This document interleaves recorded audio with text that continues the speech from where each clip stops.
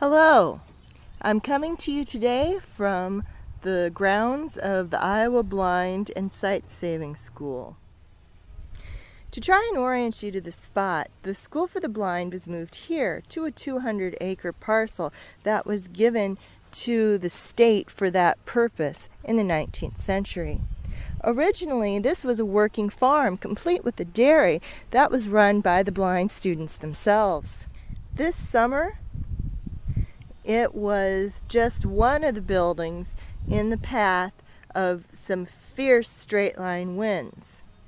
These winds created havoc everywhere they went throughout the county, laying crops flat in a wide swath, and as you can see, destroying many of the trees leading up to the building.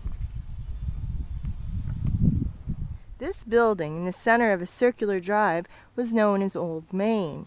It was the first building that was built for the school, and is the one that Mary Ingalls would have attended in. Now, of course, it's changed a little since then.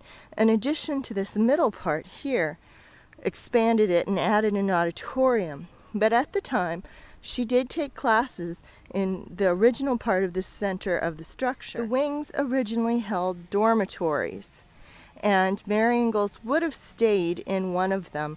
One side was for the boys, one side was for the girls. As you can see, the building sustained considerable damage.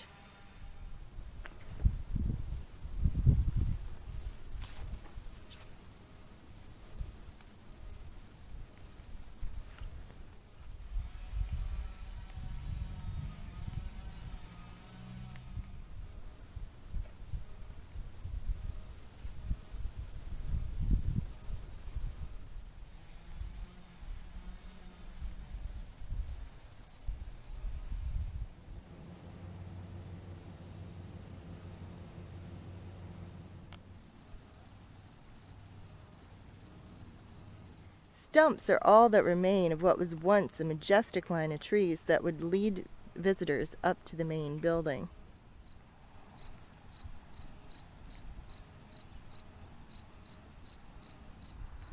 For instance, this was the hospital building. And although I haven't double-checked the dates lately, I believe it was built old enough so that Mary Ingalls was probably treated here for health complaints.